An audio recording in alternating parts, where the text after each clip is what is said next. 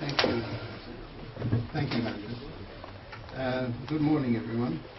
I think I should start by saying a word about my credentials, as it were, for speaking on this subject, although Manfred has already mentioned something that would be an obvious potential credential, namely that I myself grew up in South Africa.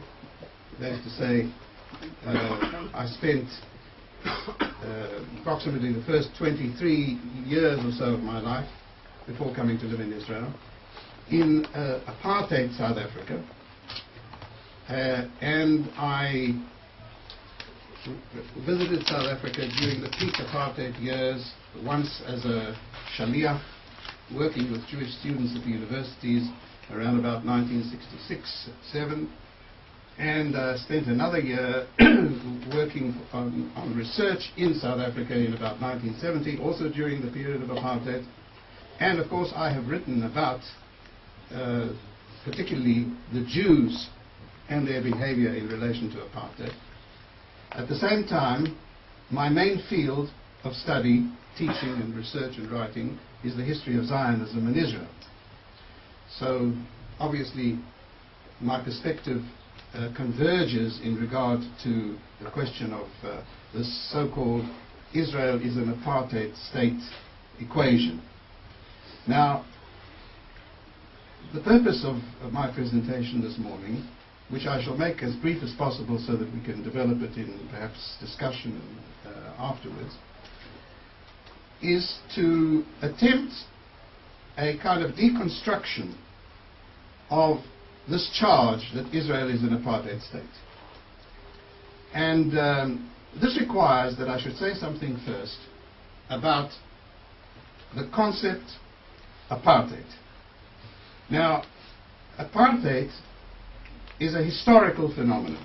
It's something that occurred in a particular place, and it had a particular meaning in the distinctive historical context.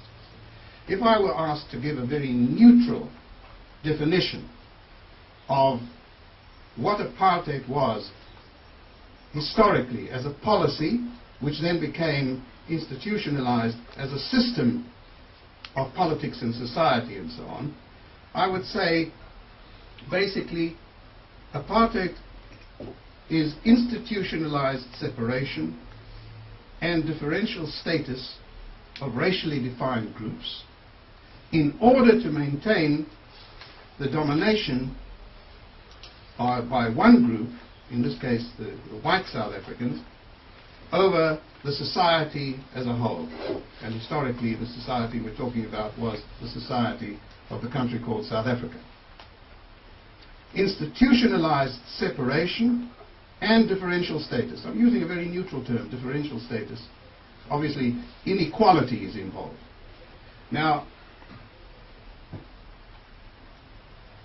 it was introduced at first during the Second World War in the election campaigns of the Afrikaner National or Nationalist Party, which succeeded in gaining access to government power in 1948, approximately exactly at the time the State of Israel came into existence. And it began to institute what it called, amongst other things, a policy of apartheid. Now, it was used in the early run-up to the 1948 elections to indicate a general approach or policy which was based upon an existing social and political system. For generations, South African society, which began very much in the context of colonialism, had developed a fundamental inequality between the dominant white group and the colored peoples of South Africa, the majority of whom were defined as Bantu or blacks. Different terms were used at different times. Now, when the Afrikaner nationalists got into power, they adopted this policy in order to reinforce and institutionalize the existing system, in order to withstand what was called by Prime Minister Macmillan, if you remember that famous statement he made, the winds of change in Africa, the process of decolonization of Africa, And the assumption was that all of Africa is becoming decolonized and the African states are reaching independence. The African majorities will take over in every country. And the whites in South Africa, headed by the Afrikaner nationalist movement, believed and argued that only a policy that would institutionalize and reinforce the existing system, existing for generations, of white domination over that society, would ensure the survival of the whites. Institutionalizing apartheid meant a whole range of things, starting with the forced registration, categorization and registration of all the elements in the population into racial groups, defined racial groups. And then went on to legislate through the white parliament, in which there was no representation except some symbolic few whites who over the generations were given access to the parliament to represent blacks. But it was a white parliament which legislated unilaterally Group Areas Act, which created separation of different residential areas. It legislated a more complete separation of the races in every sphere of life, from what came to be called the petty apartheid, which was very similar to what existed in the south of the United States, separate benches, buses, and so on for whites and what was called in Afrikaans nie-blankers, non-whites. And at the early stage they were called Europeans and non-Europeans. And it went on to institute laws such as what was called, the very term indicates the racist basis of the whole thing, the Immorality Act, which described any intimate relationship, not just marriage, between whites and members of the other colored groups as immoral by definition of the law, and therefore punishable. And every aspect of life, starting with the fundamental denial of the franchise to anyone who was white. Every aspect of life was determined by an attempt to make as much separation, the word apartheid of course means separateness, and to subject the different colored groups, mainly blacks, but also coloreds, the mestizos, mixed blood, as it were. And I'm not going into the the figures, the numbers, and so on. I don't want to lose to give too much detail. And this differential status was institutionalized in law unilaterally by the white parliament. Now, you don't have to use much imagination in comparing the reality of Israel-Arab-Jewish relationships and the conditions under which Arabs live, whatever criticism one might have, to what I have been describing. And I don't have to, in front of this audience, even begin to explain the difference. There is manifestly no comparison that can legitimately, reasonably be made in this regard. But I must stress that historically the apartheid doctrine or policy evolved, and stage by stage, starting already in the 1960s, they developed what was called by the Afrikaners a verlichte, that is enlightened interpretation of apartheid, which shifted the emphasis from the racism that was absolutely at the core to what could be described as a rationale of survivalism.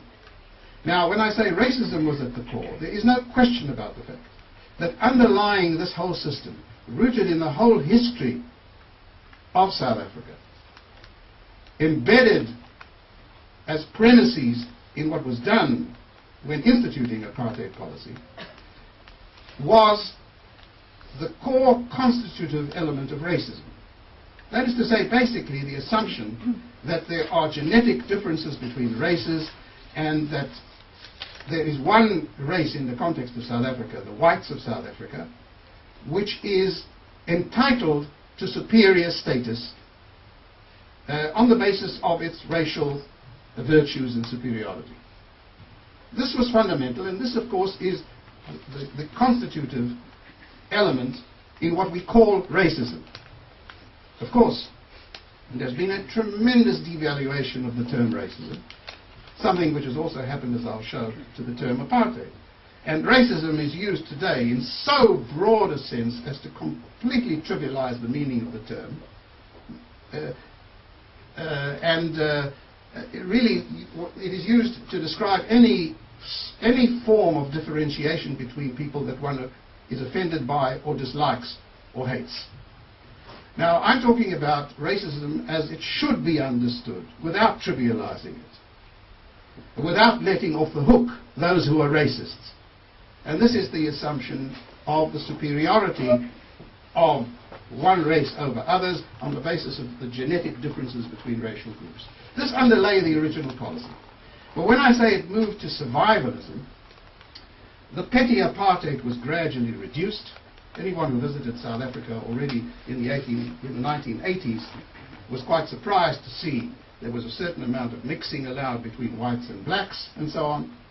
The petty apartheid, in other words, was pushed aside as much as possible, not entirely. And the argument was that the whites in South Africa have every moral right, on the basis of a zero-sum situation. Either we dominate or we will be dominated by the blacks, has every right to find original ways of systematizing the relationship in society in order to ensure the continued domination of the whites. This has been referred to by many historians as the phase of, quote, reformed apartheid. Now, this is what introduces a great complexity in the whole question of how you apply the term apartheid. And therefore I had to stress that there was a certain development towards survivalism as a rationale, sidelining, but never entirely eliminating, the constituent element of the apartheid policy, which was racist and remains so. So much then for what apartheid was historically. Now, on what was based the utter excoriation of apartheid in the world, up to the point where it was becoming universally accepted that everything possible had to be done to destroy the regime of apartheid in South Africa, including what was actually implemented with a degree of success, there's no doubt, when one looks at it historically in retrospect, sanctions, boycotts, and so on, that were applied to South Africa. Until ultimately, not because of this, but it contributed to some degree, the apartheid system was abandoned, actually from above, by the Afrikaner nationalist leadership, and in 1994, South Africa became a democratic state in the sense of a liberal state, one vote for every person, irrespective of differences between colored and white and so on. But the excoriation of apartheid didn't rest, as many people seem to think, on the fact that a conflict had developed, because of course there was a resistance to the apartheid system from the majority population. And the resistance faced counter-resistance and very severe actions and persecution on the part of the regime. But this is a conflict situation, like many conflicts in the world. The excoriation of apartheid, turning it into the arch symbol of racist evil in the world, and therefore justifying the destruction of the regime internationally, was not based on the fact that there was suppression and torture and conflict. This happened in many places in the world. Nor was it based on the argument that the whites have a right to survive. Because by and large, rational people know that there is some basis, if you have actually an objective zero-sum situation, and it's either dominate or be dominated, then there is some extenuating justification, at least, for the continued domination of the one group as against the other. The precondition for that to change is that there be some negotiation, and the group that is dominated gives some willingness or assurance that it won't dominate in turn as a result of a negotiated settlement. When that happened in South Africa, apartheid ended. That's the historical fact. So it was not on that the hatred and the universal condemnation of the whites of South Africa through the apartheid policy took place. But it was the racist basis for the systematic discrimination, separation, and so on that took place. That was the evil that became universally accepted as there was a development in the world after the Second World War of human civic rights as a value and so on. And the second thing that justified those actions against South Africa was the unwillingness of the South African apartheid regime to negotiate a settlement. These were two totally unacceptable features in the eyes of many well-intentioned, liberal-minded people who cared for human rights and so on. This is very important to understand, because the question here is, do either of these two criteria apply in any meaningful sense to Israel? And the answer is patently, absolutely no. There is no racist basis to the conflict that has developed here, and it cannot be said that the Jewish population and its governance in Israel rejects the idea of a negotiated solution. To the extent that it can be shown that it does reject it, grounds are given for that kind of international condemnation that was applied against South Africa. So it's very important to establish and demonstrate the willingness of Israel to negotiate, which is, I think, factually so. So the first great fallacy that underlies the whole apartheid Israel so-called equation is what I've been discussing up to now. The absolute inapplicability of what happened historically in the case of South Africa as applied to the situation of Israel vis-à-vis the Palestinian Arabs or the Arab world. Now, underlying this is another major fallacy that has to be addressed. And it has to do with comparing South African society historically to the development of Israel in the first place. The essence of the South African syndrome, which led to apartheid as a policy, was never a clash of nationalisms. There were nationalist elements in the history of South Africa, but they were limited in the overall context. They were limited to the struggle primarily of the Afrikaners against British imperialism. And this led to the development of an Afrikaner nationalist movement. There was also an element of nationalism amongst the blacks, particularly in movements like the Pan-Africanist Congress, not the African National Congress, but these were all peripheral. What was ontologically constitutive of the South African case was a conflict over equal as opposed to unequal human rights in a common society and polity. Now, this has never been the core and essence of the conflict in the case of Israel and the Arabs. In the case of Israel and the Arabs, ontologically, the very essence of the conflict was a nationalist conflict, a clash between two nationalist aspirations aimed at collective self-determination for the Jewish group as against the Arab group or the Palestinian Arab group, who would have precedence, not even exclusivity totally, in getting its national self-determination and self-fulfillment in the same country. The country Jews call Israel and Arabs prefer to call Palestine.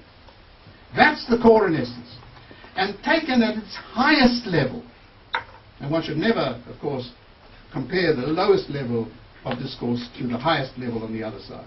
Taken at its highest level, at its most refined level, neither, certainly not the Jewish side, nor even the Arab side in the conflict, denied that in the envisaged state of self-determination which each claimed for itself in the same territory, the others would be denied civic rights, civic human rights. Each side said, we will give human civic rights. That was more or less at the highest level accepted. The issue was who will have the precedent right for this land, Palestine, Eretz Israel, to be the base for the national self-determination and self-fulfillment of the group. That's the issue. This was never the kind of issue that was faced in South Africa. In South Africa, I repeat, the struggle was for a shared society. In simple terms, it might be said, and I'm repeating something that many scholars who have made these comparisons have made. In the Israel-Arab case, this was something that was moving towards the only possible solution, a kind of divorce. In the South African case, it was to a marriage. The two were to live together in the same society. So that you have here two paradigms or historical contexts which are entirely different in understanding the essence and nature of the conflict. Now, I think that's another very important fallacy that underlies the so-called Israel is an apartheid equation. Now, having said these basic things, the question is, why is this charge so resonant, particularly amongst left and liberal circles in the world, and it's becoming more and more pervasive? Well, I think one has to make a distinction analytically between at least two categories of people who use the charge and propagate the litany, as it were, of Israel is an apartheid state. There is, on the one hand, what I would call the non-conscientious critic. These are critics who have become very, very numerous, and they include prominent Jewish persons throughout the Western world, from South Africa itself through to Britain and the United States in particular, and partly in Europe too. And when I say non-conscientious critics, I mean these are critics who actually build their accusation that Israel is an apartheid state on at least three levels of rejection of Zionism in Israel. In other words, it's built on premises that go much deeper than the actual accusation Israel is an apartheid state. The first of these premises, I'm just going to mention them, I'm not going to go into a discussion of them, is the premise that the Jews in the first place neither need and or are entitled to national self-fulfillment. There are people who actually hold that to be the case. So that in the first place, they reject the very need, not to speak of the entitlement of the Jews to have a national fund. For them it's completely dispensable. Right? People like Anthony Judge, who use the term, the whole thing is anachronistic. And he's the least of the ones who have this as an initial position. The second level is the level of applying a paradigm to the whole development of Israel, which is not the paradigm of a nationalist conflict, but an invented paradigm. I'm adopting a clear position here, of colonialism. In other words, it is argued that the essence of what happened here is a case of colonialism. The Jews applied a colonialist thing called Zionism, and that's the category in which the whole thing should be understood. In fact, if you read the more sophisticated literature, including in some of the academic journals, there are people who have written and argued it's terribly important to persuade the world that this is not a case of a nationalist struggle. It's a case pure and simple of colonialism. It's argued we've first got to do that or we will not be able to win the war against Israel. I'm not going into the discussion of this. I'm leaving it open if anybody wants to raise that. Is there any validity to this categorization? And the third is the level of discussion about Israel in terms of democratic systems. Israel is certainly a certain kind of democracy, as the sociologist Sami Samouha has defined it, an ethnic democracy. It's a democracy which definitely privileges one ethnic group, the Jews, in many ways over the minority ethnic group, which is Arab. But at the same time, it is dedicated to being both Jewish in that sense and a democratic state. Now, every democracy has its particular problematica. There is no perfect democracy. Every democracy has its faults and its failings and so on. But what is done on this score is a very, very insidious twist.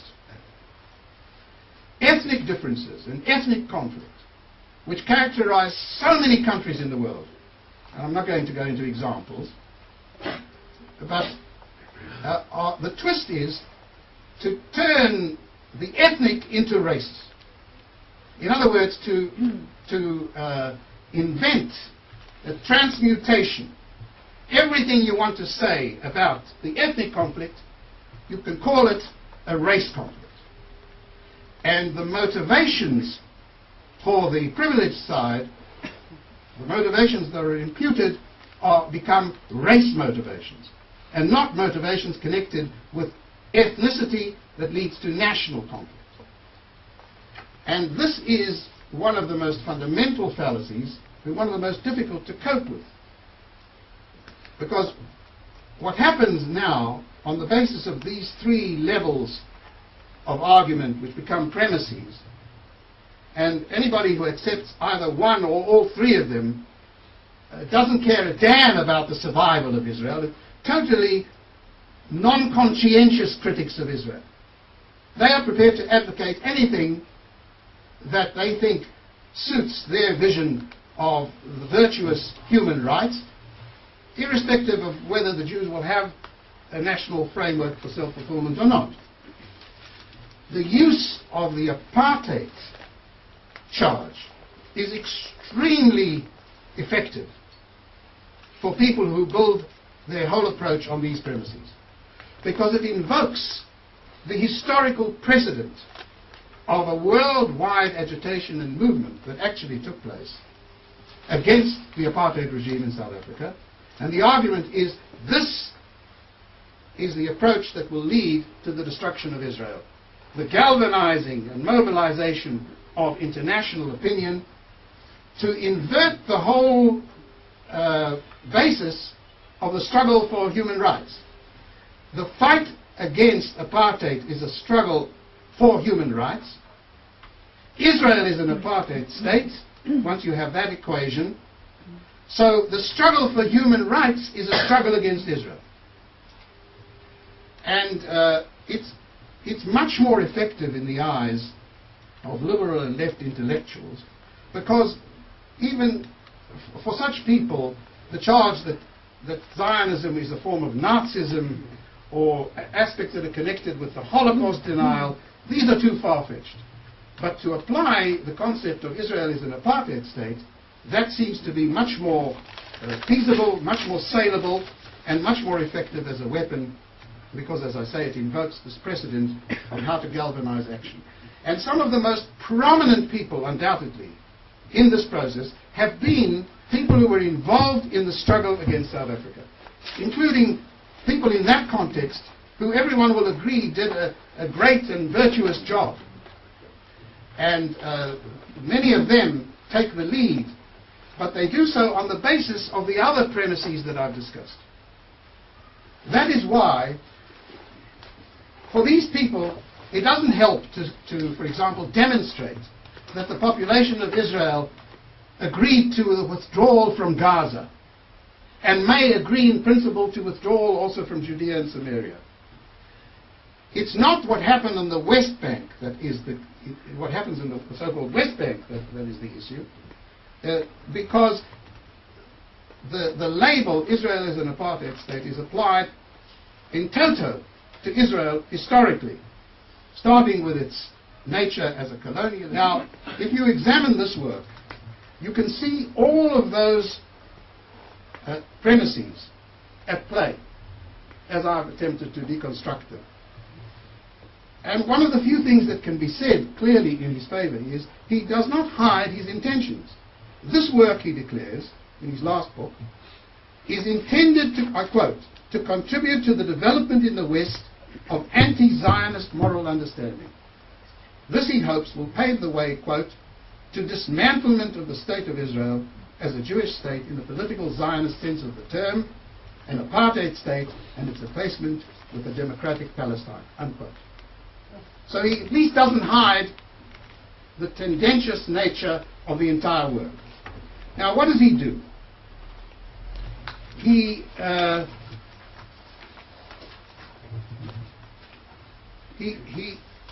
applies as a foundational element of the fallacy that he disseminates the disingenuous transforming of the term apartheid from description of a singular historical phenomenon, as I have described it, in a particular time and place, South Africa, from about 1948 to 1994, he transmutes this into a generic concept. This deceptive device functions much like the use of the term Holocaust with a small h to describe any and all human disasters. It obscures apartheid's constitutive core, racism, as well as its actual historical context, South Africa. And this in effect trivializes and therefore mitigates the real apartheid phenomenon is apparently of little concern to Davis. Now, whenever even he cannot evade admission that there are fundamental differences. For example, he says, it's true that Israeli Arab citizens have equal franchise rights and enjoy full equality before the law. I mean, even he can't deny this fundamental fact. But he simply shifts ground by rephrasing the charge. Quote, Israel today and South Africa until 1994 represent two forms of apartheid, unquote. He then goes on and says, quote, Israeli apartheid is significantly different from South African apartheid, just as the Israeli occupation of Palestine is significantly different from the Nazi occupation of Europe. Thank you very much. But if that indeed is a measure of the difference, then the fallacy of calling Israel an apartheid state is surely revealed in all its nakedness. Now, on this dubious basis, Davis deploys what can only be described as conspiracy theory. That is, he imputes inherent apartheid purposes to any and every less than perfect aspect of Israel's governance and policies in regard to the Arab population, whether citizens of Israel or subjects of the occupied West Bank. Both. To be sure, much of his substantive criticism, especially in regard to Judea Samaria, is openly aired also within the Israeli public and throughout the world. For example, in the daily columns of Haaretz. There's a lot that matches what he says. But Davis paints it all with a crude apartheid brush. According to his conspiratorial narrative, heavily laced with malicious tropes, nothing about Zionism and Israel ever was or quite is as it seems. Everything, quote, this word appears repeatedly, veils and, quote, covers up evil apartheid motives. Thus, typically, the Arab refugee flight under conditions of the 1948 war becomes repeatedly referred to in his book as follows, quote, the Israeli mass ethnic cleansing operation under the cover of the 1948-1949 war, unquote. And one learns of, I quote, the Zionist and Israeli manipulation of the Nazi occupation of Europe and the Holocaust to cover up and veil Israeli and Zionist war crimes against the Palestinian people in Palestine and beyond, unquote. So causes and context are completely ignored and evaded, as is the entire behavioral record of the Arab side in the chronic historical conflict situation that has shaped the reality of Israeli politics and society for nearly 40 years, a period to nearly as long as South Africa's apartheid regime.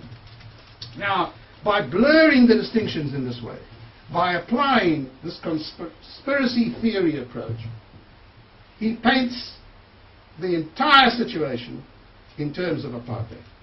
And he's not saying only that what happens on the West Bank is apartheid, but Israel's very essence from the beginning of Zionism, is really an apartheid project. Now, this is the one category of those who use this label. I'm drawing now closer to the conclusion. But there is a second category. It's a category in which, for example, amongst non-Jews, one has to put on the more moderate extreme people like ex-President Carter and many Jewish intellectuals today. And these are what I would call conscientious critics of Israel. These are critics of Israel who do not necessarily, or at all, base their attempt to use the word apartheid in relation to Israel and the Arabs. They don't base it on those underlying deep premises that I discussed. They do not generally deny the very right of Israel to exist as a state dedicated to the national purposes of this particular group, the Jews in the world. So they use the term apartheid in a variety of different ways, and I think, in fairness, one has to distinguish with different motives and causes. I would say, by and large, it's out of ignorance and or ignorance together with malice, and in some cases, out of virtuous assumption of concern for Israel and the use of the word apartheid as rhetoric to make their point more provocatively, to stir those who hear it to be concerned for the future of Israel. And these conscientious critics draw their views and arguments out of a reality that one has to recognize. This is one of the points that I have to make, that there is a segment of the Israeli population, and it's primarily the settler population of Yehuda v'Shomron, was Yesha, now Yosh, right? And all those elements in Israeli society who do not live there but support that population, which has developed an ideological approach that does conform, objectively speaking, to what I refer to as the reformed phase of apartheid thinking. In other words, it's based upon a rationale which says not racism, nothing to do with racism, but a rationale which says dominate or be dominated. It's a zero-sum game. Giving up Yehuda v'Shomron is suicidal. Now that is equivalent to the argument that was used in the reformed phase of so-called enlightened apartheid. In that phase in South Africa, there were 2 or 3 characteristic legislations. One of them was what is known as the Bantustans, the development of a policy that there would be homelands. And the argument was that they're talking about separate but genuine freedoms separately developed. The blacks would have all the rights and whites would not have those rights, for example, the vote in the Bantustan. Of course, the South African apartheid conception was, given that the blacks were the overwhelming majority also in every area in which whites lived, but they could continue living there as the proletariat, as the working class of the whites, but they must exercise their votes in the various homelands, which pejoratively came to be called Bantustans by those who opposed it. The South African government never used the word Bantustans. They called them Bantu homelands. And they divided up unilaterally certain areas and said there will be autonomy, ultimately independence for blacks. And those blacks who live amongst the whites, and they were the majority, can exercise their rights, voting rights, there. Where they live amongst whites, they have ordinary human rights, but not full civic rights in terms of the vote. In other words, they found various schemes like the Bantustans. The second thing they did was they attempted to co-opt the coloured and Indian groups in South Africa into cooperation with the whites as against the majority blacks. So they created, in 1983, they created a tri-parliamentary system. 3 parliaments. The white parliament, a coloured parliament, and an Indian parliament. The blacks didn't have a parliament because they were to exercise their rights in the homelands. And, of course, it was structured in such a way that the white parliament had dominance. All of this didn't succeed. For reasons we won't go into. The whole system really collapsed. It was unworkable, impossible. In the end, the Afrikaner regime decided they have no option but to demobilize in the national sense and to create the kind of South Africa that we have today. Now, what is the vision that those who support the idea of the continued settlement and ultimately gradual or final ultimate annexation into Israel of the whole of Judea and Samaria? And they argue that it should be also Gaza. It was a mistake to leave. Their argument is based on survivalist rationale, but that existed also for Afrikaner apartheid in the reform phase. What is their vision? All sorts of schemes that will eliminate, for example, the right to vote of the large Arab population. Let them vote in Jordan. Let there be autonomy. We don't want to rule them. Also the Afrikaners in that stage said, we don't want to. It's not what we want, but we have no choice. We can't survive otherwise. So what I'm saying is this. I believe that if you want to contend with the Israel is an apartheid state, slander, and it's a slander and a calumny based upon falsehoods and fallacies. But if you want to contend with it, you must know one thing. Defense of this approach that I've just been describing is self-defeating. It is indefensible in those terms. What has to be done is, it has to be shown that Israel as a society and a government is willing to negotiate a solution which will involve the creation of a Palestinian framework for national self-determination. And this is demonstrable because everything shows, all the polls and all that's happened shows that this is the direction. So it's a lie to argue that Israel adopts the same policy that the apartheid regime adopted in South Africa.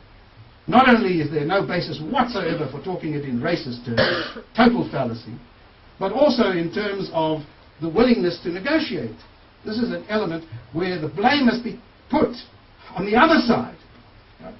The difference between the ANC and its policy and the policies of the PLO, not to speak of the Hamas, that's where the emphasis has to lie, and the finger must be pointed. This I say in terms of how one can contend with these charges. But now I come to my conclusion. I don't believe that it's any more possible to convert the first category, the non-conscientious critics of Israel based upon those premises, any more than you can convince anti-Semites, the Havdi Ulai, to become supporters of the Jews. But there is a vast body of people in the world who have to be engaged and persuaded and shown that the charge that Israel is an apartheid state is absolutely subversive, both of genuine human rights concern and of any genuine options for peace between Jews and Arabs.